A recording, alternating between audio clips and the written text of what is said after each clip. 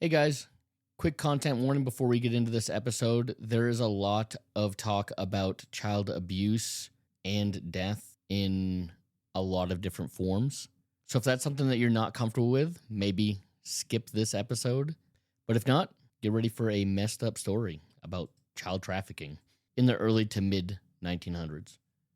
She would take children off the street, off front porches. She would canvass poor parts of town, shanty towns along the river.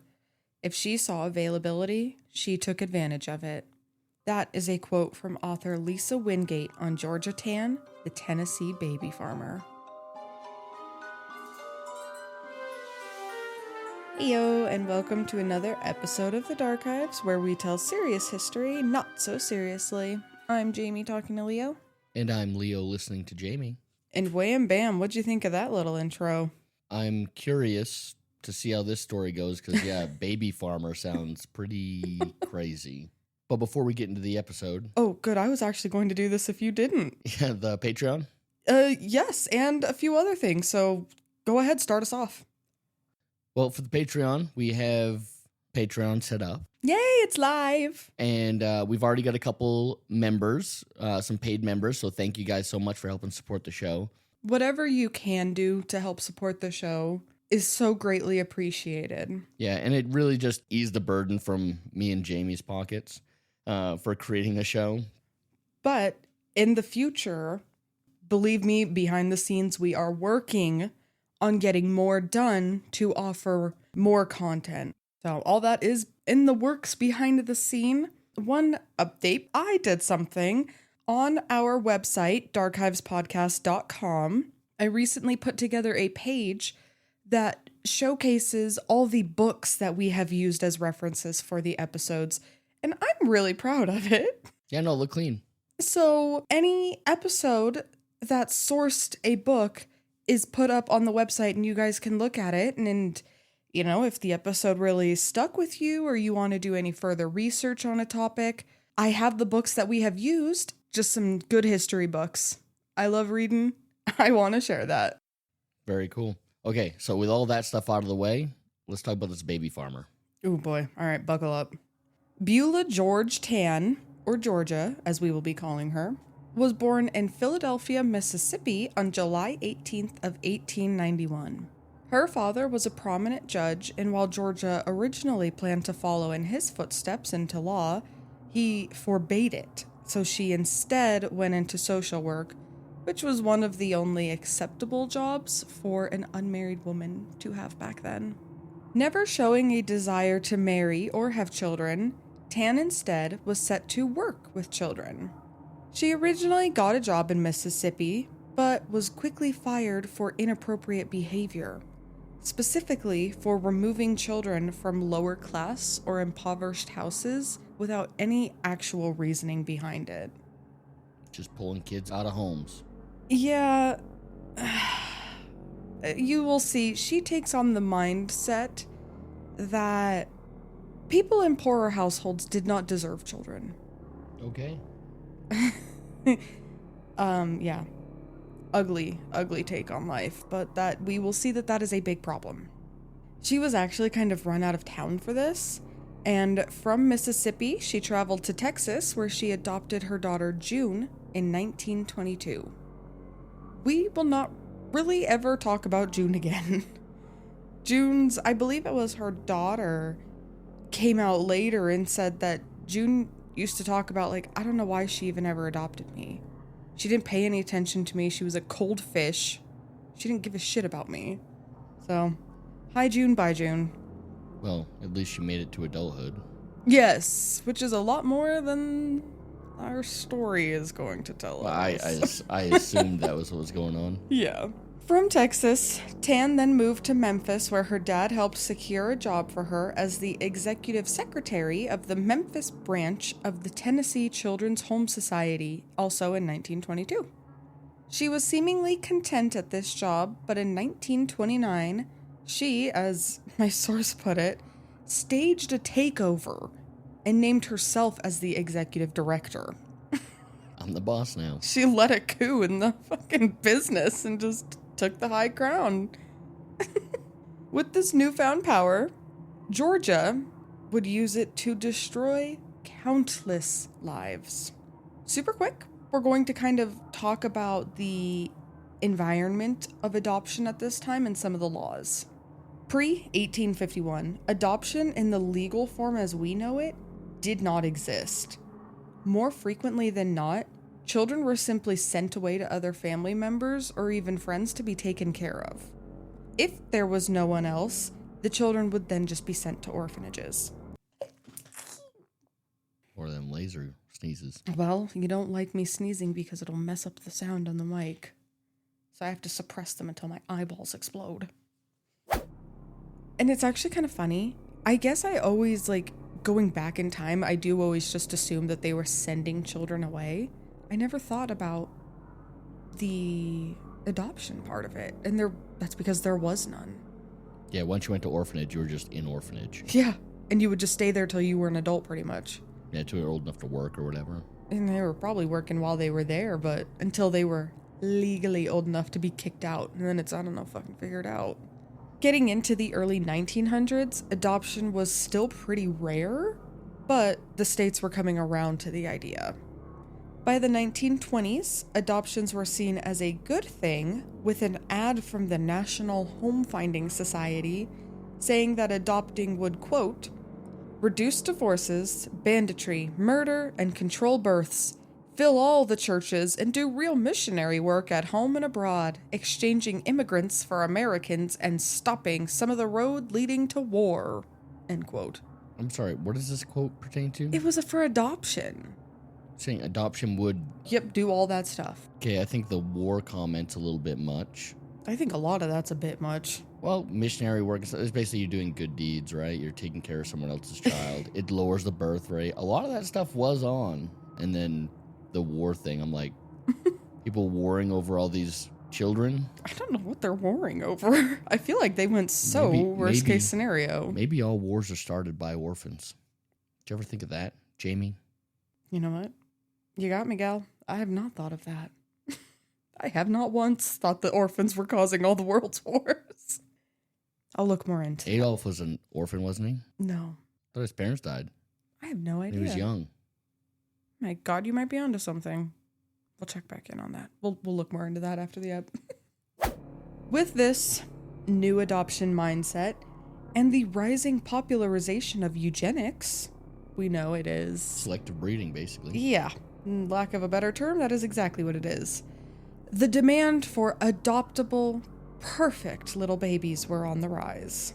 How those children came to the adoption agency was not known by adopters, and honestly, they did not care.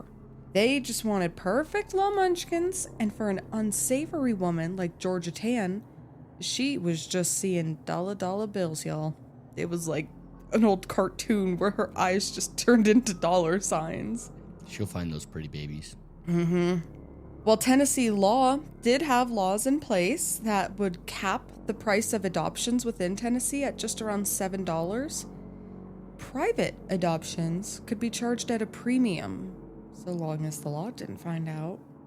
What Georgia Tann was doing can be described as nothing short of human trafficking. As I mentioned earlier, she just didn't think that poor or even single mothers deserved to keep the children in their family. So her solution to this was to simply kidnap the child.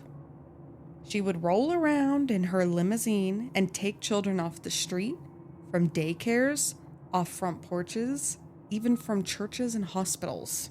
A limousine in the 20s? I've never thought of that before. My God, she was making so much money. She was one of the richest women in the whole Memphis area. Maybe even in Tennessee. She was making... Just stealing cute poor kids and reselling them to rich people. Yes. That is exactly what this whole thing is about. Yeah. All right. She would pull up and ask the children if they wanted to get in the car.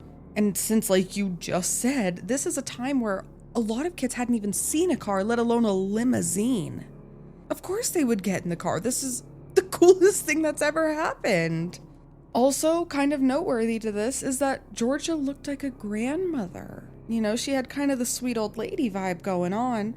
So children were more likely to trust her than if, you know, a a scary man came up in a car and said, "Hey, you want to get in my car?" You want some candy? Exactly. They would trust a grandmotherly looking woman. So it was not hard for her to get these poor kids. A woman named Peggy Konitzer tells a story of her mother's kidnapping. Bear with me, this is a long quote. Quote, "My mother was one of 7 siblings. She lived with her mommy and daddy in a little shack along the Mississippi River. They were very poor, and my mother was 8 years old at the time when a limousine pulled up.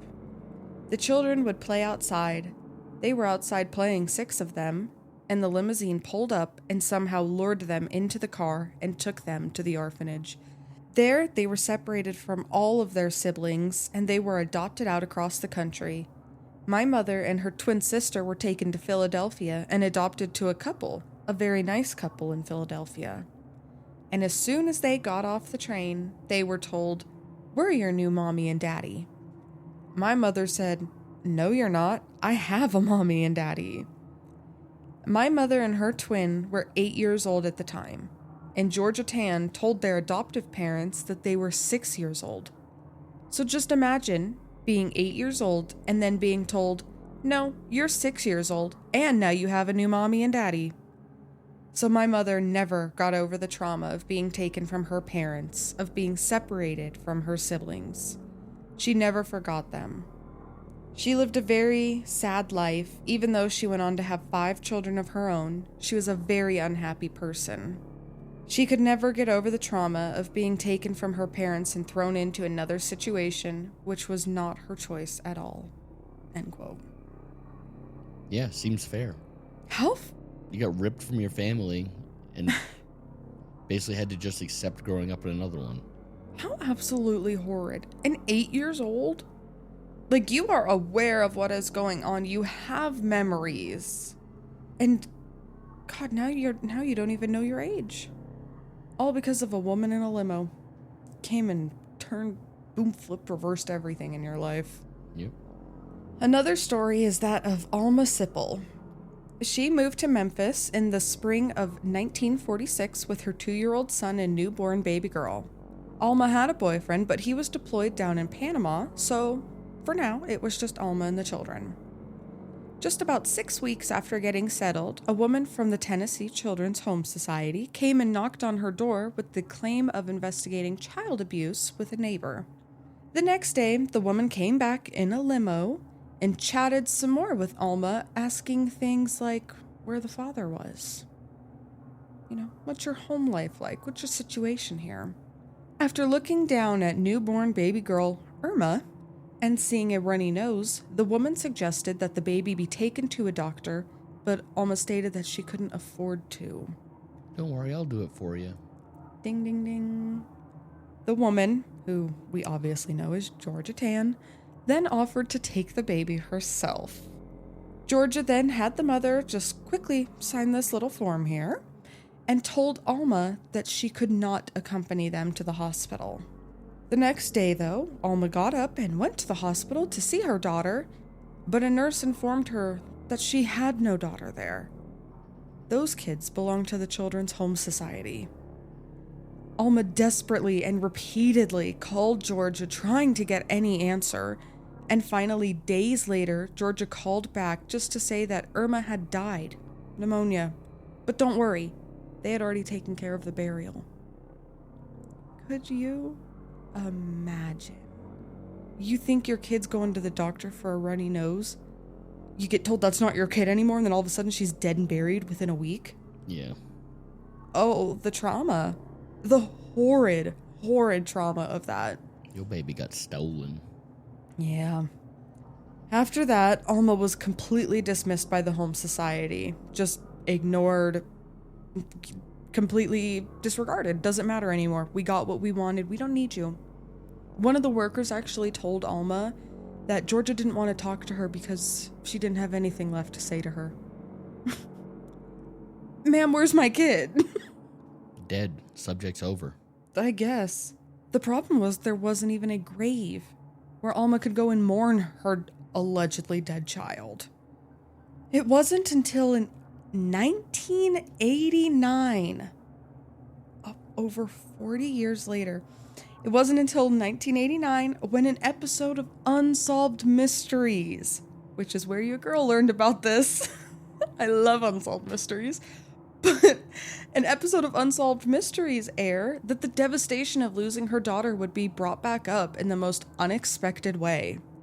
Alma recognized Georgia on the TV and was completely shocked to discover the true extent of what had happened in this operation. Her daughter never died. Her daughter was given away for a fee to another family. And unbelievably, Alma was able to reach out to Irma, and they were reunited after almost 45 years apart. That is crazy, but how do you recognize a 40-year-old woman that was your baby? No. She recognized Georgia on the TV. The woman who took her baby. And that's a face you wouldn't forget. Oh, the lady who took her baby. Mm-hmm. Unsolved Mysteries did shit like that all the time, man. They were constantly reuniting people. But isn't that incredible? Yeah. God, love that show. Go watch it. It is so good. Okay. Now, as if these two stories weren't bad enough, there was so much more happening. Georgia had a ring of people who helped her get away with all of this. Social workers, police officers, doctors, lawyers, and judges all helped her in some way or another with the guarantee of getting paid to do so. Someone in the welfare department would alert a judge that someone had applied for assistance, and then the judge would in turn get with Georgia with the details, and from there, an officer was sent to pick up the child, and the judge would award custody to Georgia. Some fake social services stuff going on. Yep, and this is all under the guise of legality. Yep. And I mean, what are you going to do? Tell a cop no? No, you can't have my baby. Not back then. I mean, this isn't... Well, fuck, I don't even know if we could today, but... you know, this was a time when you trusted authority a lot more than we do today. So, it all seemed to be legal. Okay, officer, have my baby for a minute, I guess. And then they were gone forever. Doctors and nurses worked with Georgia to take newborns from hospitals or babies that were born to women who were in prison or like mental hospitals. The doctors, with the help of bribes, would tell the mother that her baby had died or been stillborn, but then pass the very much living babies on to Georgia. Which... There's not even a way to calculate how many times that was done. How many mothers... It's like a baby black market. Yeah. And there's no record. There's no way to know how many times they actually did that to women. How many women think that their baby died and grew up completely fine? Other mothers were tricked into signing away their rights while they were still under sedation. Which, I don't know which one's worse. Either you think your baby's dead, or you're completely drugged out of your brain and you accidentally sign your kid away before you even get them. It's all bad. Okay. Another problem with this adoption ring is that anyone and everyone could adopt from it. There were no background checks, no follow-ups, nothing. She would pay for ads in newspapers for the adoption like the children were toys. Quote, want a real live Christmas present? End quote. Or, quote, yours for asking. George wants to play catch, but he needs a daddy to complete team. End quote. That's from a 1935 newspaper. Girl, I think we can all imagine here what some of the repercussions could be from this. In the 40s, a new stunt was done where she would conduct raffles. 20 to 30 babies would be given away in the Christmas baby giveaway, where, for the price of $25, people could buy as many raffle tickets as their hearts desired.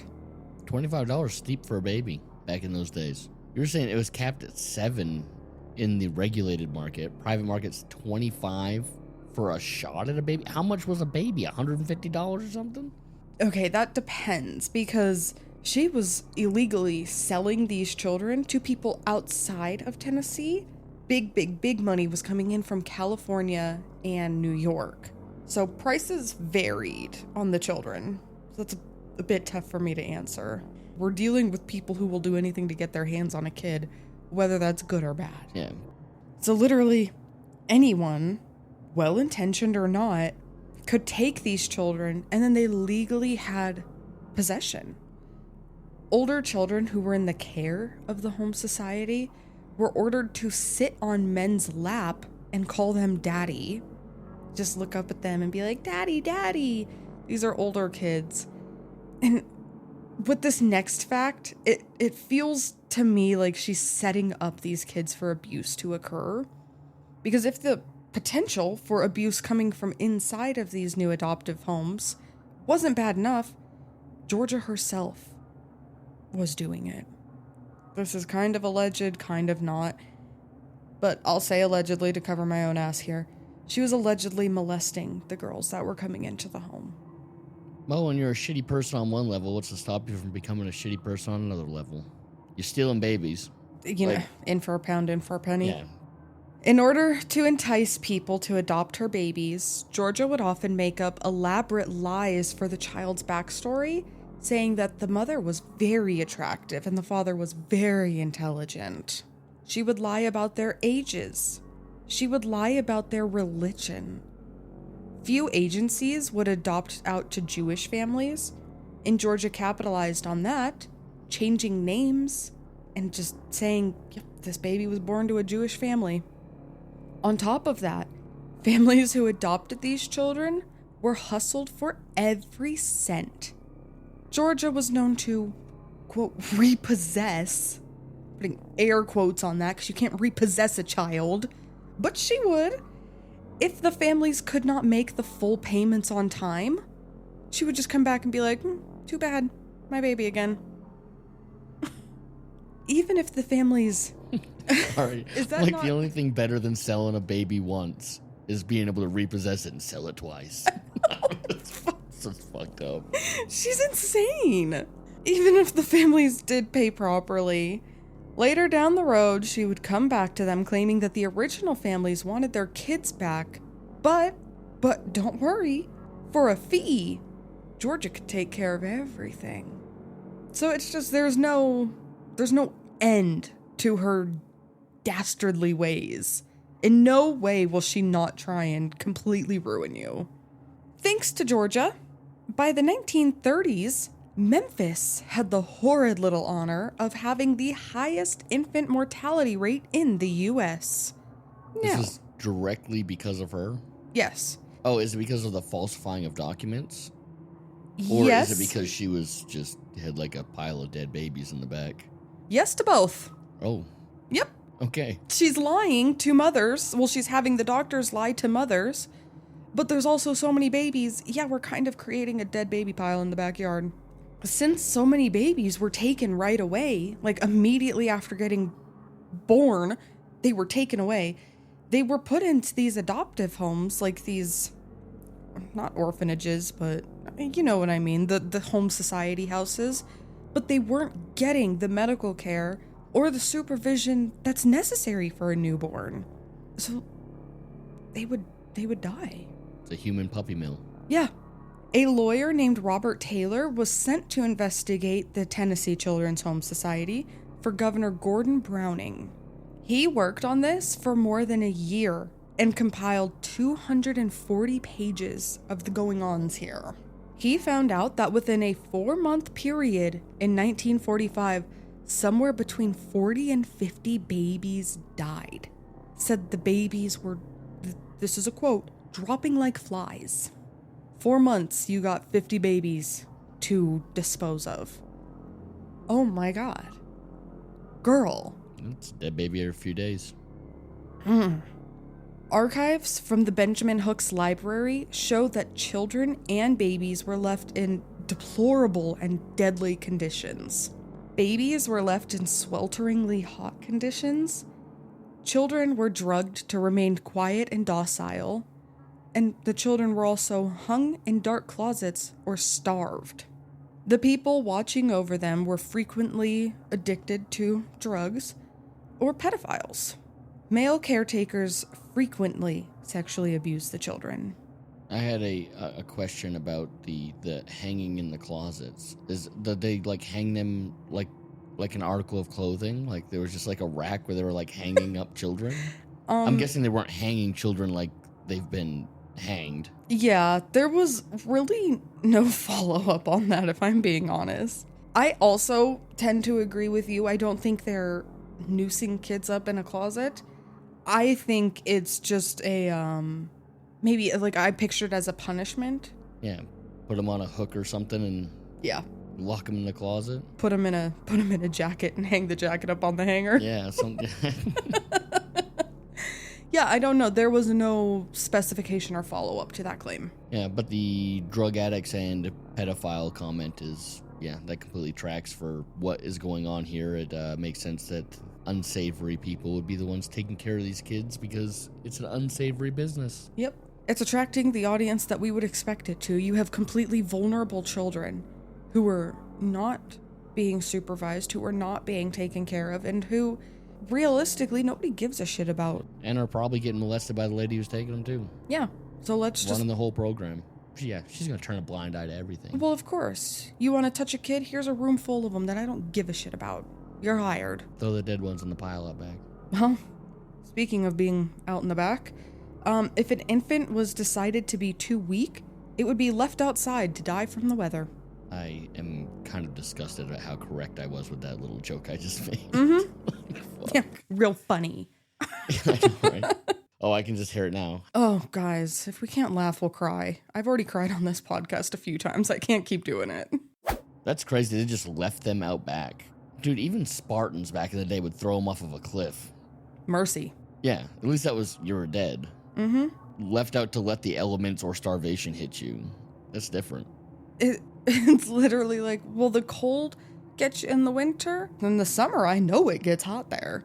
So just leave it out back. The sun will get it eventually. Dehydration, I mean, their bodies are so tiny. It can't, Yeah, it's fucked. Yep. Babies with disability or children that were deemed too ugly or too old would also be gotten rid of. There's no known specific number. Unfortunately, we don't know the exact count, but it is estimated that up to or over 500 babies and children died in her care within a span of, I believe it was 20 years, right around 20 years. 500. And they were just buried in the back. No grave, no family, no nothing. Yep. Honestly, I'd feel pretty comfortable calling her one of America's most prolific serial killers. Because while you may not have been strangling these kids... Yeah, the neglect led to the death of over 500 children. Mm-hmm. Children and babies. It's crazy. Fuck you, for real. And by the sounds of it does sound like they did just take care of some of them. If they aged out from the cuteness, then take them out back. Yeah, and there's no specification on how these older children were gotten rid of, because you can't exactly just push a crib out into the back with a child in it, but it did say they were gotten rid of. I believe with all of our background knowledge here, we can infer what that is. Yeah. And babies with disabilities, they're not going to go to a loving home under Georgia's care. They're going to be killed. I mentioned that a lot of kids were going to California for premiums. Hollywood was getting in on this. Actors Joan Crawford, June Allison, Dick Powell, Lana Turner, and Mary Pickford all got children from this agency. New York Governor Herbert Lemon also got involved on this and had children. One of those names popped out to me. Joan Crawford? Lana Turner? It was either her or Lana Turner. Mm-hmm. Why did those names pop out? Famous actresses. Wasn't there something about a daughter who got taken in the MGM episode? Yeah. Was that to do with this at all?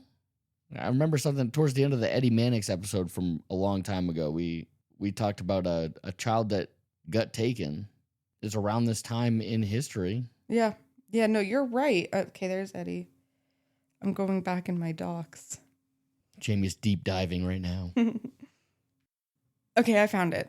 Joan Crawford was mentioned in the Eddie Mannix episode, but it's because she did a porn. She did a porno and changed her name to Joan Crawford. That's why we mentioned her. What about the kid, though? That was a different woman. Unrelated to this. Yes, unrelated to this. Okay, then I'm just going to ignore all this stuff. Okay. Okay. Not so fun fact, Ric Flair, legendary. Woo! Woo! Yeah. He was a victim of Georgia Tann. He was taken? He was taken and sold through the Children's Home Society. Can you believe? That's crazy. Yep. Mr. Wu himself Yep. was one of Georgia's kids, and he just got lucky. For 2 decades, this child trafficking ring went on and was extremely successful. It's estimated that Georgia made around $1 million or $11 million today doing this. But everything must come to an end, and it did for Georgia in 1949. The governor that hired Robert Taylor, who uncovered all those things, he was not going to sit idly by. All of this was exposed, but Georgia would never face a day of punishment for any of this. Just 3 days after all of this came to light, she slipped into a coma and then died from untreated uterine cancer. Not one person involved in this would ever see punishment. Nobody. It was almost like it was covered up. In the later half of 1950, the business was shut down, and that's kind of that. It was very quiet. We don't even know the exact day that it shut down. It just quietly ended. Look, my conspiracy theory hat is going on right now, and I just think maybe somebody, one of the judges or police officers that was helping her out, maybe they were going into political office. We should look into Memphis political office back in the day. See if somebody might be tied to this home society. And it all got swept under the rug. I think, honestly, that's not so much a conspiracy theory as an extremely plausible thing that happened. She had law on her books. She was paying the law to ensure that this could happen. Why would the law not try and make that go away? Yeah, cover it up. We've got a lot of important people over here that their names are attached to this. Since then, many avenues have opened to help families reunite, such as things like Unsolved Mysteries, the Right to Know nonprofit organization, and even some social media groups. Luckily, a lot of families have been reunited, though nothing can take back the years lost or the trauma that was inflicted on these people. But there are countless others who never found their birth families or weren't able to reunite in time. For more in-depth reading or research, 2 really good books have been published called The Baby Thief by Barbara Raymond and Before We Were Yours by Lisa Wingate. A side note, it wasn't relevant to the story, so I didn't include it, but I do want to tell you that as an adult, Georgia Tann legally adopted a woman named Anne Atwood Hollinsworth, and she adopted her in 1943. I know an adult that's been adopted by another adult. Do you know why? Yeah. What was your reasoning? It had to do with a job. Oh. It was like a really inclusive thing. To be there, you had to be like within a couple generations of a member. Yeah, gotcha. Well, this is different. Georgia adopted this woman because they were lovers. Secret gay lovers. And the only way to ensure that Anne was entitled to get anything after Georgia passed was if they were family. So Georgia adopted her so her partner could get everything after she died. But that's that, friends. Can you believe? The baby farmer of Tennessee. Horrid, wretched little woman, huh? Yeah, that was quite the story. I'd never heard of that before, and honestly, I could have gone my whole life without knowing it, but You're welcome to ruin that for you. Yeah, it's definitely, a wild story. The depravity of mankind is just... knows no bounds. Ugh. It's unending, baby. The horrors persist, but so do we.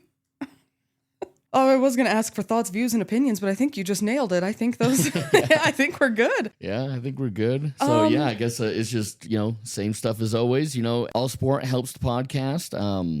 You can hit us up on our Patreon. It's going to be like our hub. Yeah. That's where we're going to drop information, where we can actually talk to you guys. It's a central hub for all of us to hang out. Yeah, exactly. And then if you don't have a Patreon, you can always support the show with ratings, comments, and sharing with friends. All support helps the show grow, helps it reach more people. Engagement drives algorithms, and we appreciate all the support. Heck yeah. You can also follow us on Instagram or send us an email, both of which are linked in the show description below. And also come check out our website. Guys, check out that reading list. I'm pretty proud of it. I worked really hard and I want you all to see it. Darkivespodcast.com. You can grab some merch. You can check out our reading list. Come check it out. Come hang out with us. Go look at Jamie's page. She really wants you to see her book page. Please look at my books, guys. All right. With that, I think we're good. We will catch you guys next week. Yes, we will see you next week when we uncover some more Darkives. I'll see you guys. Boom, boom. Goodbye. Do you like the boom, boom? That was new. It was fun. It was. I'm in a good mood. I'm excited about these books. Ric Flair. Yeah. Can you believe? Woo! Straight up a victim of Georgia Tann. I'm going to try my best Ric Flair right now. Okay, ready? Go. That was pretty good. Yeah, hopefully I didn't break the mic. I think you might have. I'll probably have to turn that down. Oh, yeah, big time.